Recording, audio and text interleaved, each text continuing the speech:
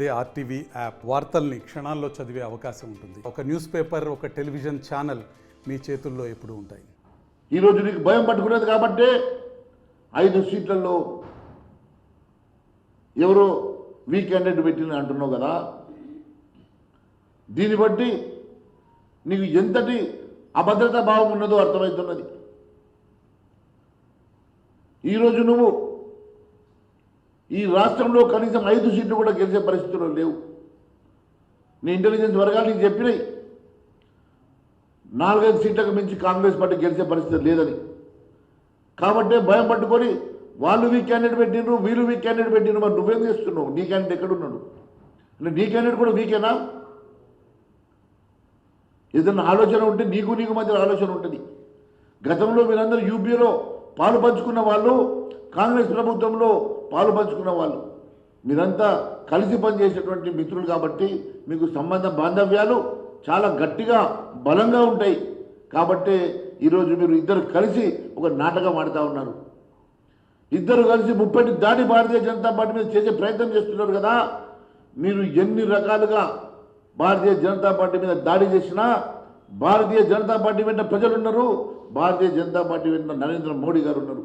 భారతీయ జనతా పార్టీని ప్రజలు ఆశీర్వదించి నరేంద్ర మోడీ గారిని 3వసారి ప్రధానమంత్రిగా చేయాలని దృఢ నిశ్చయంతో ముందుకు వెళ్తున్న సందర్భంగా ఎన్ని రకాలుగా నీవు నీ తొట్టి గ్యాంగులు ఎన్ని రకాలుగా మా మీద ఇలాంటి విష ప్రచారం చేసే ప్రయత్నం చేసినా ప్రజలు నమ్మడానికి సిద్ధంగా లేరు.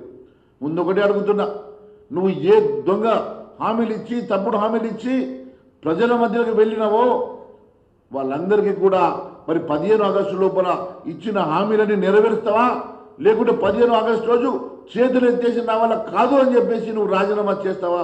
నిర్ణయం నీదే చెప్పి తెలియజేస్తా ఉన్నాను.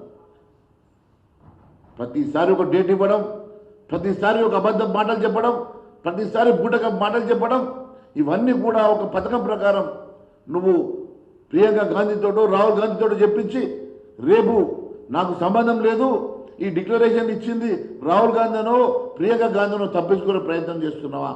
అర్థం కావడం లేదు. కానీ ఒక రైతు మాఫీ ఒకటి,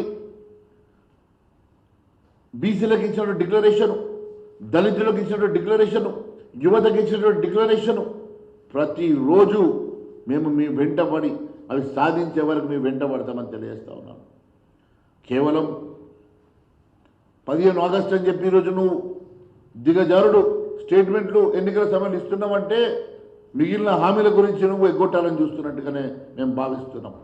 నువ్వు ఏదేమైనా నువ్వు ఇస్తామని ప్రతి హామీ నెరవేరుస్తామని చెప్పి నువ్వు హామీ ఇచ్చినావు కదా.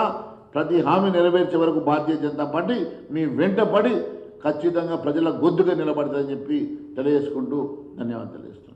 మరిన్ని వీడియోస్ కోసం ఛానల్ ని సబ్స్క్రైబ్ చేయండి. లేటెస్ట్ అప్డేట్స్ కోసం వాట్సాప్ ఛానల్ ని ఫాలో చేయండి. అండ్ లింక్ డిస్క్రిప్షన్ లో ఉంది.